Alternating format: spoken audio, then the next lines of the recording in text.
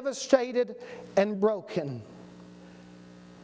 And it's around this 20-year period that we begin to see the deep-seated problem of Samson not being able to live from the inside out being manifested in his life. In Judges chapter 16 verse 1, we see that Samson went to Gaza and saw there a harlot and went in unto her. Now this confuses people. How can someone so anointed, so gifted and talented by God, do something so rebellious and sinful? How can the preacher run off with the choir director? How can this kind of thing happen? Well, I can tell you in Samson's case, it wasn't completely due to sheer rebellion. And it wasn't completely due to uncontrollable lust. You see, Samson was trying to fix an internal problem with an external solution.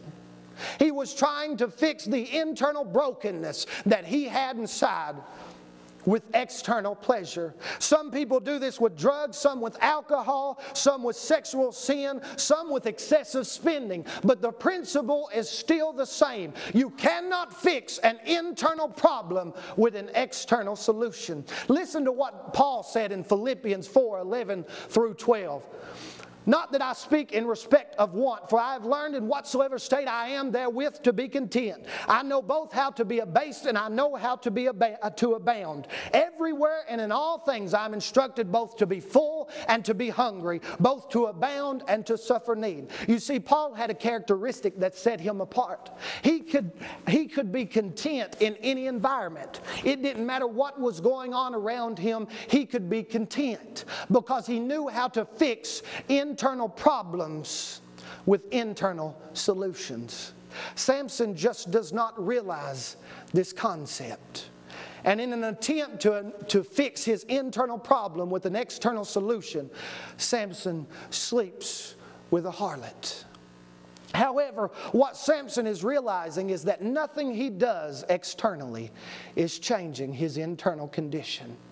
Can I tell you that nothing that you do out here is going to make a difference in your internal condition? You can be the richest man in the world and still be a man most miserable. You can sleep with everything out on the street and it is still not going to diminish your thoughts of insecurity. It's still not going to make you feel valued. It's still not going to make you feel worthy because nothing you do out here can change your internal condition. Samson is quickly realizing that no matter what he does out here, it doesn't change his internal condition. And his attempt to find something to satisfy, something to make him peaceful and content, is causing him to become weary and discouraged.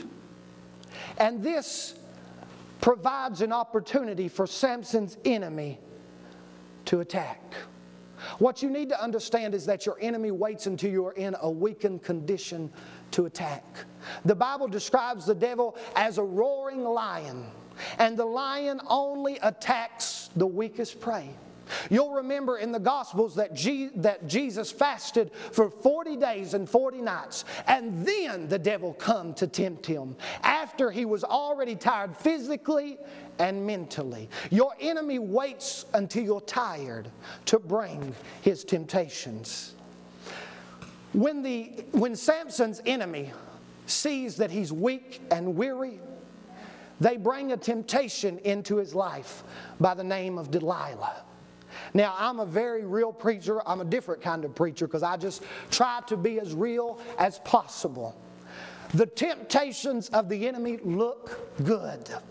They look appealing. They look attractive. For it to be a temptation, it has to tempt you. If it did not tempt you, if there was not some side of you that was attracted to that thing, it would not be a temptation. The Bible says that even Satan himself is transformed into an angel of light. See, if Delilah would have come to Samson in jogging pants with her hair all messed up, mascara smeared down her face, lipstick on her teeth, he could have easily rejected her. But she didn't come that way. She came with long flowing hair, a warm complexion, an inviting smile. She looked like what Samson had lost. You'll remember that Samson's wife was a Philistine woman. And standing before him now is a Philistine woman. The devil brought before Samson something that looked like what he had lost. But it was a trick of the enemy. And Samson lays his head in Delilah's lap. Now notice, Samson doesn't just fall because he is uncontrollably lustful. He falls because he's tired. He's looking